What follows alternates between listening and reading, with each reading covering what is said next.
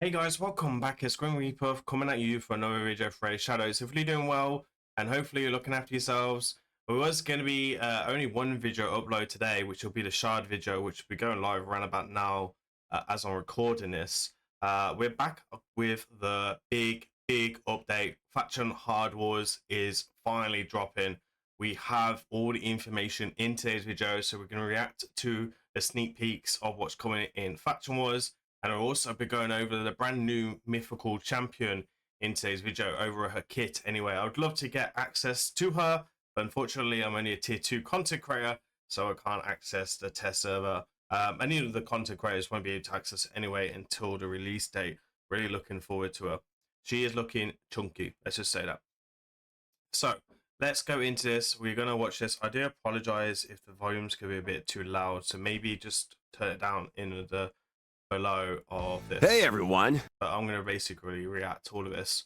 I will be covering this content on my channel a lot once Faction War Hard drops, so keep an eye on that. I did a lot of work in Curse City. I will be doing a lot in this as well. I've got various pretty stacked accounts, so I'm willing to be spending a ton of resources. So if you're into that type of content and you want to get your hands on this mythical, make sure you hit that subscribe button. It's time for another update preview video, and this time we're covering Faction War's new hard difficulty. There are new rewards and reworked bosses, so sit tight and let's dive into it. You're already familiar with the concept thanks to the introduction of hard mode dungeons. Select the harder difficulty and you'll get greater rewards for completing stages. With Faction So it goes up to 6 keys. I think they cost 4 right now, but it's going up to 6. Wars, the crypt stages will be far... Is it 4 or 6? 4 or 6. I never really took much notice. And the 4 now. So they have gone up to 6.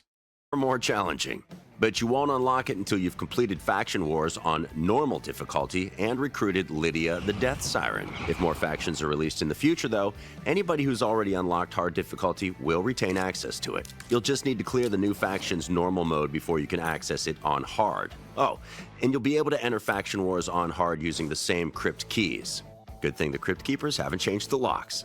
The schedule will also remain the same across both difficulties, so no confusion there. And that's all there is to the basics of Faction Wars on hard difficulty, but there's a bit more than tougher enemies for you to contend with. First up, there's a separate chain of rewards for Faction Wars challenges on hard. It won't be more rewards, always amazing, right? So that's good news. Quite as simple as before to get them though. Clearing a stage with no losses will only net you 2 stars instead of 3 this time around. That 3rd star will have stage-specific requirements attached to it, which you'll be able to check on the team selection screen Place temper vokes for that stage, or in the info pop-up on the team selection window before diving into battle. Tap the 3-star conditions drop-down menu. Okay, let's go back for a second. The 3-star conditions drop. Some rewards. I think these are relics, rare relics. We got a primal shard for 25, some energy, some stones, immortal stones. Drop-down menu. Dust as well. Choose the faction you need and check the challenges for that faction crypt. All right, so place 10 debuffs. 10 provokes. Okay, provokes it. AoE on everyone, right? Place 10 stuns. Reduced 6+ enemies HP by 50% with 1 skill. Manipulate 10 cooldowns. Manipulate skill cooldown 10 times. Again, you can use gear sets for that. Multiply turn meter 40+ times. Clear the stage in 100 turns.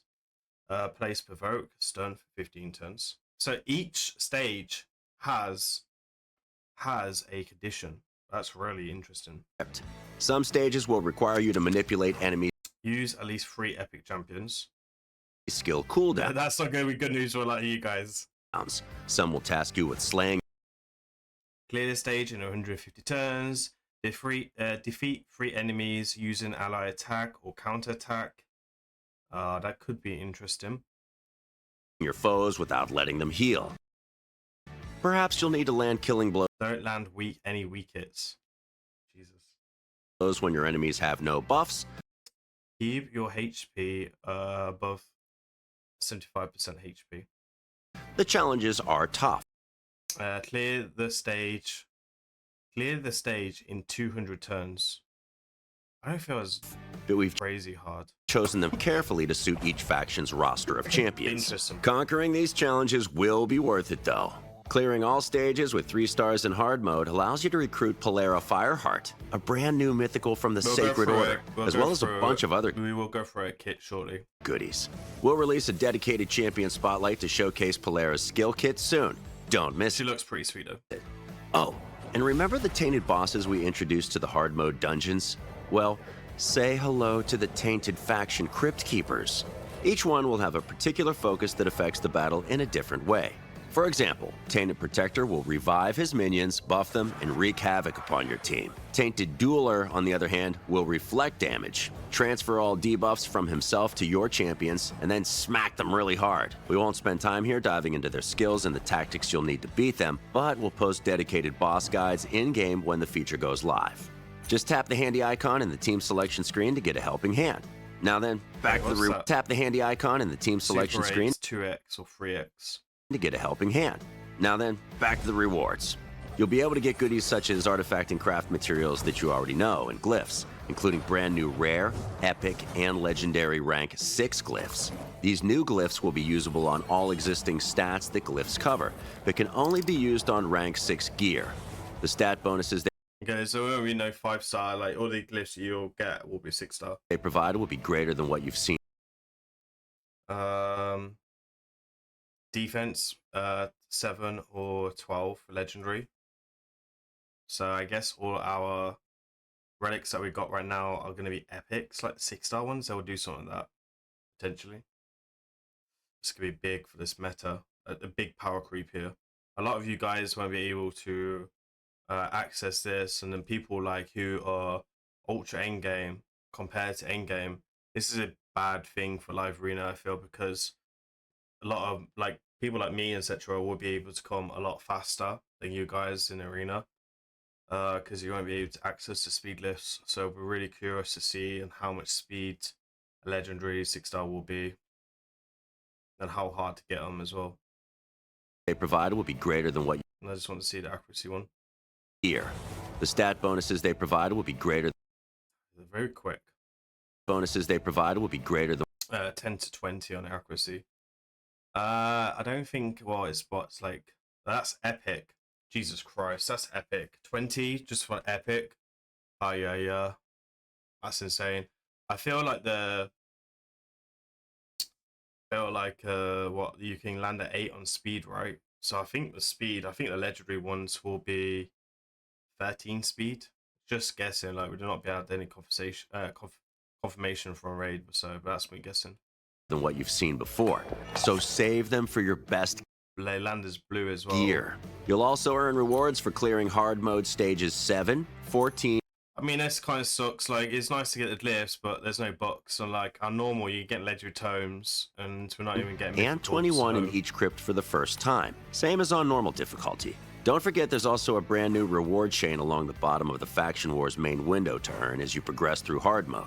You already know about Polera Fireheart, but before you reach that final milestone reward, there are shards, soul stones, skill tomes, and plenty more awaiting you. That's all good stuff. Like, we all need all of it. not all though. The problem is, once you got them, you can't get them back.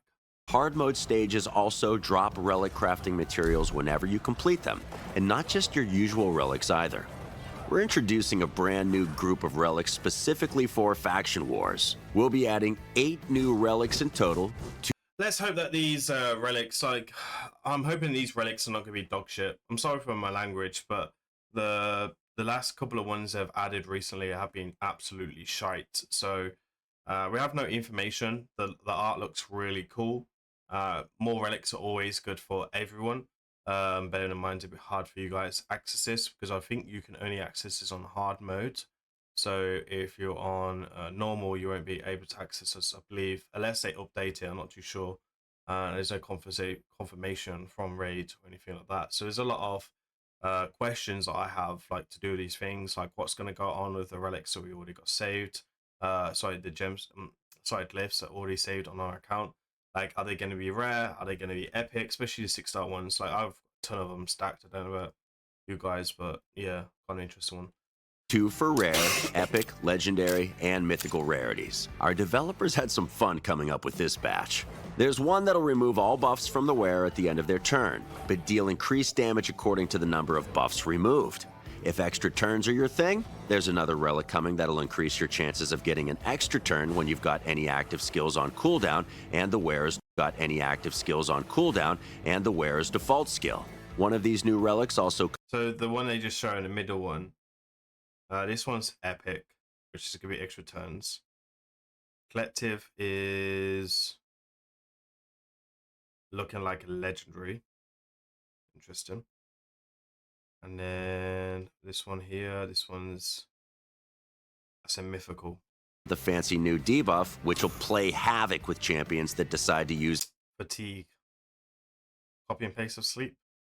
active skills. Keep your eyes peeled on our social media, folks. We'll be releasing detailed infographics detailing all 8 relics coming as part of this update. And that's everything for this preview. Don't forget to complete any existing faction crypts you've still got unfinished. Be sure to like the video and hit subscribe. Interesting. Let me know down in the comments what you guys think about that. Let's have a look at the kits then. I will post this all in my Discord as well once the embargo is finished. I'm trying to go through this quickly. I'm not going to try to pronounce the name because of my dyslexia. So if I read any of this wrong, I apologize. Or if I get any of this wrong from understanding it, then I apologize as well. So we'll start with the base form. Fireheart. I mean, that's quite simple. I can't read the first one, but we can learn that. So attack aura in all battles with in arena by 40%. That's the largest in the game for sure, which is quite juicy. Let's start off with the passive abilities then. So she'll attack this champion, deals with 25% more damage against enemies under a HP burn debuff or a freeze debuff. This champion deals 100% more damage against enemies under both debuffs. This champion will ignore the damage reduction gained by freeze debuff. Now, if you guys are not aware already, the freeze reduces damage. So if you land freeze on your enemies, that reduces your damage that you can do to enemies, which is the only CC that you can do. That's why freeze is not generally that good compared to like stun and provoke, etc., because it reduces damage by quite a bit. I think it's 25% or something like that. So she's going to ignore that, right, which is great off the bat overall. She'll attack all enemies here. AoE is always solid. This attack will deal single target damage to single infinity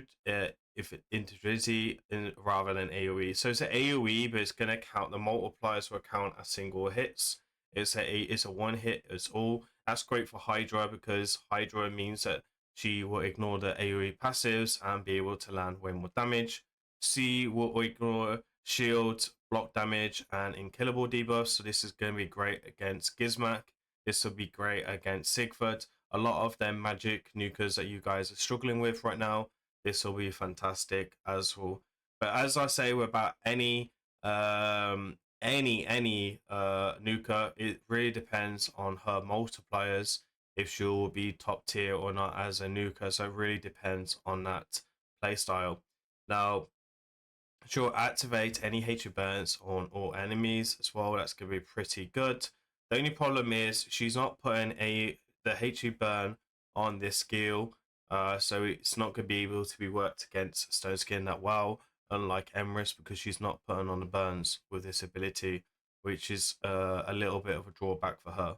We'll place a block debuff on all enemies for that are killed under a hatred burn or a freeze. Now, I'll be honest, if you don't have a Gizback or Sulfurion, I don't think she'll get much playtime against the abilities like this. But however, I can see that being Force Affinity, potentially being good against some lot of meta champions, it'd be quite good. And maybe it's a good idea that she doesn't have hatred burns because, yeah, we want strong champions and usable champions, but we don't want extremely broken champion. So it kind of depends on how you look at it as. Then this champion will place block debuffs on all enemies under a hatred burn debuff as well. So again, or a freeze debuff. So it really depends. I guess you can also place like a Falconus with her. I do have a Falconus on my account, so I can test that out. Tormund would be quite interesting as well for like anti-go second teams. So there could be some type of synergy and playstyle there. I really think that they're trying to bring freeze into the meta a lot more as a CCE. and abilities. They've been pushing out True Fear a lot lately, so maybe this will be a start of freeze and etc. Especially with winter around the corner for a lot of us, right? Like winter is a couple of months, so maybe we'll start seeing a meta of Flareon releasing freeze on a lot of champions. And then she'll attack one enemy 3 times, so it's not AoE, which is good, I guess. Each hit will ignore 25%. So she'll attack one enemy 3 times, sorry. Each hit will ignore 25% of the target defense. Will ignore 50 of the target defense instead if the target is under HE burn or freeze. You know that this is going to hit like a truck, sorry. Then each hit will also destroy the target's HP, defense and resistance by 3, stacks up to 30. Places a HP burn debuff on all enemies for 2 turns. If the target is killed by the skill, this cannot be resisted. Interesting ability. I don't know how she would do. I guess she would be quite good with incineration with this ability. The problem is if there's stone skin and the capping her with the kill on its HE burn, it would be quite interesting for sure. Then the A1 attack one enemy, places an extra hit on the target if they're on the debuffs, has a 25% chance of getting an extra turn. That's disgusting. That AU1 is disgusting. If that hits hard, oof, potentially people are just going there with the A1 pop, pop, pop. If you're not under stone skin, that would be really interesting. She will be a lot harder to get than Emrys. I can imagine she'll have great synergy with Emrys. I don't see her having great synergy with Carnage, but Carnage I think could do some work against her, depending on who's faster. So this is the second form then, which I think is making me think a bit more about her kit and making me stand up as more as a support role. Obviously, I've had a read of this already. So the aura doesn't change, and then she has 2 passives. She has an active and a passive. So a passive effect, allies under a freeze debuff will receive 90% less damage. If there is multiple champions on this team, only be used or only one be activated. Active effect once per round revives each ally, including his champion, with 100% HP. Places a freeze debuff on the revived ally for 1 turn. This effect cannot be resisted or blocked. So block debuffs will not work. It's a really interesting revive. Like it's gonna work very similar to Lazarus, which is really solid. But then when it frees itself, not really that great, is it? So it's gonna be interesting how you play that. You could probably potentially team that up with a cleanser and then be able to cleanse it off, like a Queen Akora, for example. Could be a interesting one for sure. Transfers champion into, okay, that's the metamorph. Attack all enemies before attacking. Places 1 stack debuff on all enemies, on all allies, which is amazing. Places a freeze debuff on all enemies for 1 turn. This effect cannot be resisted. That's pretty cool. It'll help you against like Armads, etc. That will have a interesting one. Fabian will be very strong against this ability because he will have the chance to lock her out, strong affinity, and being able to take off that pinpoint. But a very interesting ability, nothing too crazy there. And then on the A2, she'll place a block debuff. Places a block debuff and strengthen on all allies for 2 turns. Placing block debuffs is always a nice ability to have. This will be on a 3-turn cooldown. It's not a cleanse though, so that's an interesting one. Strengthen is always good for survivability, I guess. A lot of people who have not been playing this game for a long time might actually not have a block buff for 2 turns, so this could be a great progress champion. I can imagine though people who will be able to get her will have that already. So it's a interesting ability, nothing too OP there. Places a 100% enhanced snarl debuff on all enemies for 2 turns. This effect cannot be resisted with enemies under hit burn or freeze. We don't know what that is right now. There's no information in the game or anything like that, so that's a interesting one. And then on the E1, she will also attack one enemy, places a 50% on a random places a 50% ally protection on a random ally. Set this champion for 2 turns. If the random ally is already under ally protection, we'll place it on another random selected ally. Interesting. Heal this champion by heals this champion and allies under HV ally protection. Sorry, the value of the heal is proportion of this target's defense. Interesting. A1, a little mini ally protection. You can control that, right? Because start the fight anyway. That's interesting. She will put strengthen on herself on A2 as well. It's an interesting kit for sure. Yeah, very interesting one. I think she looks strong. I think she'll be a bit difficult to use, and I feel like a lot of people won't know how to use her. So that's a really interesting one. I can imagine a lot of people will say that she's gonna be crap or bad, and then get this wrong. Like a lot of people got Emerus wrong as well, if I'm being honest. So that's an interesting one. I was in the middle of the gear cleanse as well. So yeah, kind of an interesting one. Anyway, guys, that is it for today's video. Let me know down in the comments what you guys think about the mythical champion and all the changes coming to Hard Faction Wars. And are you looking for Hard Faction Wars? Now, there's no date on when this content's going to drop, but I would like to think it's going to be next week or the week after. As usual, please remember to like, comment, subscribe. I've been Grim, giving you the daily news of Raidshadowlegends. I'll see you on the next one. Peace.